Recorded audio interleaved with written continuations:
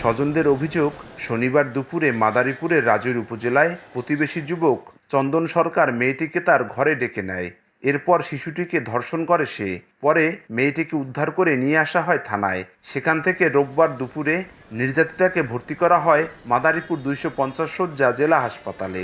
পরীক্ষা নিরীক্ষা শেষে 164 ধারায় আদালতে জবানবন্দি দেয় ওই শিশু। আমার বাচ্চা আছে, আমার নাতি আছে, আমার মেয়ে আছে, তা এদের সিকিউরিটিটা কোথা থেকে পাবে? এই দর্শনকারীর কঠিন বিচার হওয়া উচিত, যাতে এই ঘটনা আর কোথাও না হয়। আমরা তাকে প্রাথমিক চিকিৎসা দিয়ে এখন গাইনি ওয়ার্ডে রেফার করেছি। ওইখানে তার পর্যাপ্ত পরীক্ষা নিরীক্ষার পরে বাকি সিদ্ধান্ত গ্রহণ করা হবে।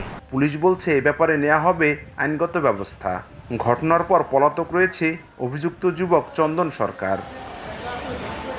সঞ্জয় কর্মকার, অভিজিৎ, সময় সংবাদ, মাদারীপুর।